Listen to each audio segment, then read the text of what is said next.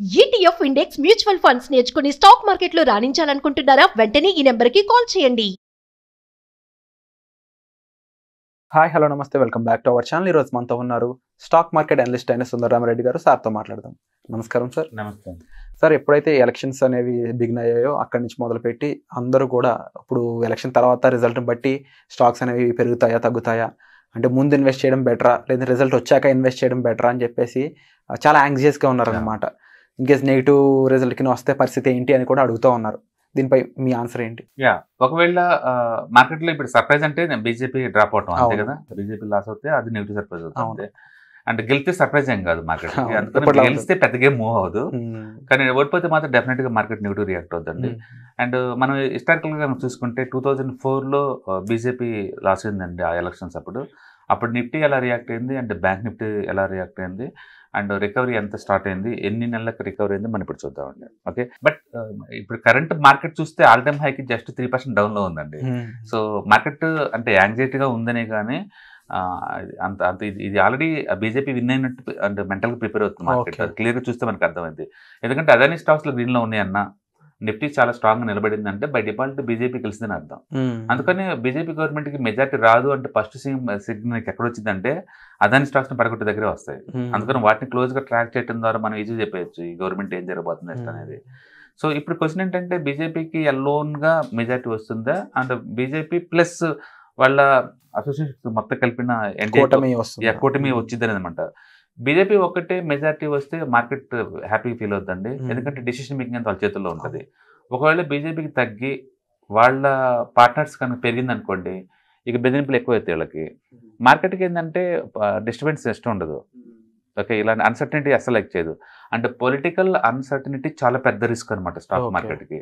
పొలిటికల్గా వెరీ స్ట్రాంగ్గా ఉంటేనే మార్కెట్లో మూవ్ అవుతూ ఉంటాయి అనమాట. మీరు వరల్డ్ వైడ్గా డెవలప్ అయిన కంట్రీస్ ఎక్కడైనా చూడండి, చైనా కావచ్చు అంటే స్ట్రాంగ్ గవర్నమెంట్స్, రష్యా కావచ్చు స్ట్రాంగ్ గవర్నమెంట్స్, అవి ఎందుకు హార్డ్ ఎన్విరాన్మెంట్ కూడా బాగా ముందుకెళ్తుంటే ఆల్మోస్ట్ అక్కడ డెమోక్రసీ అని చెప్పలేవు, డిక్టేటర్షిప్ అనుకోవచ్చు. చైనా కావచ్చు లేకపోతే రష్యా కావచ్చు, అవి స్ట్రాంగ్ గవర్నమెంట్స్ అవి అంతే. అట్లా డెమోక్రసీ ఉన్నా సరే ఇండియాలో స్ట్రాంగ్ గవర్నమెంట్స్ కనుక్కుంటే కనుక అంటే స్టాక్ మార్కెట్లో ఈజీగా ముందుకెళ్తా ఉంటాయి అనమాట అది. ఓకే, అందుకని బీజేపీ ఎల్లోన్ అంటే పార్టనర్స్తో కాకుండా మెజార్టీకి వచ్చేస్తే కనుక మార్కెట్ ఈజ్ హ్యాపీ ఫీల్ అవుతుంది. బట్ ఇది హ్యాపీ ఫీల్ అయినా టూ మచ్గా ఏం పెరగదు, 2% 1% పెరిగిద్దేమో. చాలా మంది అనుకుంటున్నారు ఈజీగా 1000 పాయింట్లు పెరిగిద్దని, అంతేం ఉండదండి. ప్లస్ మామూలుగా అది లాస్ట్ 2 times బీజేపీ గవర్నమెంట్ గెలిచినప్పుడు కూడా అది 2% కంటే ఎక్కువ పెరగలేదు. లాస్ట్ మోడీ 2 times విన్ అయినప్పుడు కూడా 2 times అది 2% 1% పెరిగింది. అంతకుముందు మన్మోహన్ సింగ్ గెలిచినప్పుడు సర్ప్రైజ్ అది మార్కెట్కి, +20 పెరిగింది. Okay, Manmohan Singh second time గవర్నమెంట్కి వస్తారని ఎవరు అనుకోలేదు. అందరూ షార్ట్లు కొట్టేసి కూర్చున్నారు. తీరా చూస్తే మార్నింగ్ కల్లా కౌంటింగ్ బిగినప్పటికల్లా క్లియర్గా మెజార్టీ వస్తుంది. అంతే, షార్ట్ కవరింగ్ ర్యాలీ జరిగి 20% అప్వర్స్ కూడా పడింది సేమ్ ఎలక్షన్ కౌంటింగ్ డే రోజు. ఓకే, ఇప్పుడు అలా జరిగే ఛాన్స్ ఉందంటే అంత లేదు, ఎందుకంటే నిఫ్టీ చాలా స్ట్రాంగ్గా నిలబడింది ఆల్ టైమ్ హై దగ్గరలో. ఓకే, అందుకని ఈసారి నెగిటివ్ సర్ప్రైజ్ అంటే మాత్రం బీజేపీ ఎల్లోను ఈ స్కోర్ రాకపోతే, ఓకే ఎనఫ్ స్ట్రెంత్ లేకపోతే కానీ బీజేపీ ఎల్లోను మార్కెట్ డెఫినెట్గా నెగిటివ్ రియాక్ట్ అవుద్ది. అంటే బీజేపీ ప్లస్ పార్ట్నర్స్ కలిపి మెజార్టీ వచ్చినా సరే మార్కెట్ నెగిటివ్గా రియాక్ట్ అవుద్ది. ఓకే, ఒకవేళ వరస్ట్ సినారియోలో బీజేపీ ఎల్లోను మెజార్టీ రాకపోతే, వరస్ట్ సినారియోలో ఎగ్జాంపుల్కి ఏం జరిగింది అంటే 2014 రిఫరెన్స్గా తీసుకున్నాం అనుకోండి, అప్పుడు ఏం జరిగిందో చూద్దాం. అప్పుడు May 13th 2004 అండి. అప్పుడు నిఫ్టీ 1718 దగ్గర ఉందన్నమాట, అండ్ బ్యాంక్ నిఫ్టీ 2820 దగ్గర ఉంది. ఓకే, అండ్ ఇమీడియట్ రియాక్షన్ వచ్చిన 2 daysకి, రిజల్ట్ వచ్చిన 2 daysకి నిఫ్టీ 19% డ్రాప్ అయింది. Okay, and bank Nifty 25% drop అయింది. పెద్ద లాస్ కింద చూడాలి డెఫినెట్గా, ఎందుకంటే ఎక్స్పెక్టేషన్ మ్యాచ్ అవ్వలేదు. నెగిటివ్ సర్ప్రైజ్ ఉంటే అంతే అవుతుంది మార్కెట్. పొలిటికల్ 25% అనేది ఆల్మోస్ట్ 1/4 ఆఫ్ ది 2 days లో పడింది. మళ్ళీ అది రీక్లైమ్ అవడానికి, లాస్ అయిన రీక్లైమ్ అవడానికి నిఫ్టీకి అయితే 4 months పట్టింది మళ్ళీ అది రికవరీ కావడానికి. అంటే బ్యాంక్ నిఫ్టీకి 6 months పట్టింది. 6 months పట్టింది. దాని మీనింగ్ ఏంటంటే మార్కెట్ ఎంత పడ్డా విత్ ఇన్ మంత్స్ లోనే మళ్ళీ ఆల్ టైమ్ హైకి వెళ్ళిపోద్ది. ఈసారి కూడా ఎంత నెగిటివ్ సర్ప్రైజ్ వచ్చినా with in couple of months లోనే మళ్ళీ ఆల్ టైమ్ హై వెళ్ళిపోద్ది. ఆ మాత్రం ఆల్ టైమ్ హై వెళ్ళడానికి ఎందుకు ఈ డిస్కషన్ అంటే జనంలో ఆ షార్ట్ టర్మ్ లో వచ్చే ఎమోషన్స్ ఇంబ్యాలెన్స్ వల్ల వస్తుంది తప్ప long term portfolios, long term planning వల్ల ఇలాంటి డిస్కషన్ ఎలాంటి ఉపయోగం ఉండదు. అందుకని ఇన్ఫ్లేషన్ పేరు చెప్పు, లేకపోతే వార్లు అని చెప్పండి, లేకపోతే పెట్రోల్ ధరలు అని చెప్పండి, పొలిటికల్ సెక్టర్, ఇవన్నీ టెంపరీ తప్ప long term Indian growth story ఎవరు అడ్డుకోలేరండి. కరోనా కన్నా ది బెస్ట్ ఎగ్జాంపుల్ ఇంకోటి ఉండదు, ఉండదు. అలాంటి చెప్పి దాటుకుని బయటకు వస్తున్నాం మనం. ఓకే, సో అందుకని రికవరీ పట్టింది. అంటే రిజల్ట్ వచ్చిన రెండో రోజే నిఫ్టీ 19% వెళ్ళిపోయింది, -19, బ్యాంక్ నిఫ్టీ 25% వెళ్ళింది. రిజల్ట్ వచ్చిన 1 వీక్కి -10 నిఫ్టీ అండ్ బ్యాంక్ నిఫ్టీ -10. అంటే రికవర్ అయింది ఎంతకంత. అంటే ఎమోషనల్ ఇమీడియట్ గా పడ్డా వెంటనే రికవర్ అవుతుంది అనమాట. ఎక్కువ సార్లు యాంటీ క్లైమాక్స్ కనుక వస్తే మార్కెట్ కన్సాలిడేషన్ ఫామ్ వెంటనే రికవర్ అవుతుంది అనమాట. ఇది కూడా అంతే జరుగుతుంది. రిజల్ట్ వచ్చిన 1 మంత్కి, ఎలక్షన్ రిజల్ట్ వచ్చిన 1 మంత్కి నిఫ్టీ -12 అండ్ బ్యాంక్ నిఫ్టీ -17 ఉంది. రిజల్ట్ వచ్చిన 3 మంత్స్ తర్వాత నిఫ్టీ రికవర్ అయ్యి -7 ఉంది అండ్ బ్యాంక్ నిఫ్టీ -17 ఉంది, ఇంకా రికవర్ అవ్వలేదు.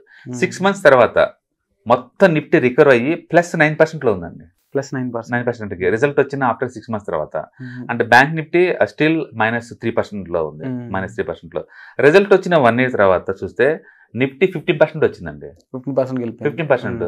అంటే ఎవ్రీ ఇయర్ యావరేజ్ రిటర్న్స్ కూడా నిఫ్టీ 13 to 14% ఉంటుంది. అంటే ఏం లేదు ఈవెంట్, అంటే మధ్యలో డిస్టర్బ్ అవటం తప్ప మళ్ళీ కొన్ని రోజుల తర్వాత మర్చిపోయి మళ్ళీ రికవర్ అవుతుంది. మనం కంగారు పడడం తప్ప మార్కెట్ చూసుకుంటూ పోతుంది.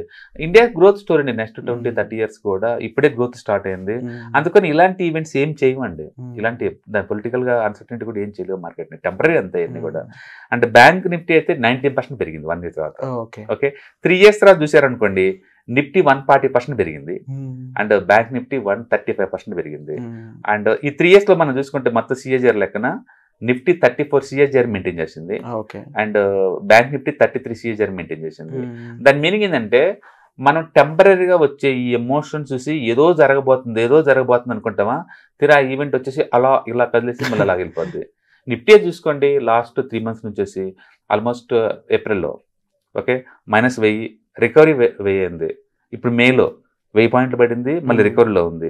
అంతకుముందు మార్చిలో 1000 పాయింట్లు పడింది. అంటే మార్చి, ఏప్రిల్, మే ఈ 3 నెలల నుంచి నిఫ్టీ 1000 పాయింట్ డ్రాప్ అవుతుంది, రికవర్ అవుతుంది, డ్రాప్ అవుతుంది, రికవర్ అవుతుంది, డ్రాప్ అవుతుంది, మళ్ళీ ఇప్పుడు రికవరీ పాత్లో ఉంది ఆల్రెడీ. దట్ మీన్స్ అంటే ఇవన్నీ టెంపరీ ఎమోషన్స్ అండి. ఇండియా గ్రోత్ చాలా స్ట్రాంగ్ కాబట్టి every dip is equal to buying candidate. కాబట్టి నిజానికి వీటిని భయపడి పోర్ట్ఫోలియో మొత్తం క్లోజ్ చేసుకోవాల్సిన అవసరం ఉందంటే అవసరం లేదు. ఇంకా చెప్పాలంటే ఆపర్చునిటీ క్రియేట్ అవుతుంది ఏదైనా డిస్టర్బెన్స్ అయితే. అందుకని ఎనీ పాయింట్ ఆఫ్ టైంలో మీరు ఒక 10 to 20% క్యాష్ మెయింటైన్ చేస్తున్నారు అనుకోండి, వాటిని గ్రాప్ చేయొచ్చు. ఏదైనా నెగిటివ్ సర్ప్రైజ్ ఏదంటే గ్రాప్ చేసుకోవచ్చు. మనం అలా థింక్ చేయాలి తప్ప అంటే పోర్ట్ఫోలియో కొలాప్స్ అయిపోతే గుల్లగొల్ల అయిపోతే ఏం ఉండవండి, అన్ని టెంపరీ ఎమోషనల్. అందుకని మన హిస్టారికల్ డేటా స్టడీ చేయడం ద్వారా ఏంటంటే మనకు వచ్చే అడ్వాంటేజ్ ఏంటంటే మార్కెట్ నెగిటివ్ అయితే ఎలా బిహేవ్ చేయబోతుంది అనేది మెంటల్గా ప్రిపేర్ అవుతాం. తద్వారా మనం దాని అడ్వాంటేజ్ తీసుకుంటాం అనమాట. అందుకని మార్కెట్ ఎంత వర్స్ట్ ఎలక్షన్ రిజల్ట్ వచ్చినా సరే within 6 months రికవర్ అవుతాయి. Wonderful sir. Okay, and thank you so much sir. ఈ అన్సర్టనిటీని క్లోజ్ చేస్తూ మాకు ధైర్యం ఇచ్చినందుకు thank you so much. Thank you. Suman టీవీలో మీ పర్సనల్ అండ్ బిజినెస్ ప్రమోషన్స్ కోసం కింది నెంబర్కి కాంటాక్ట్ చేయండి.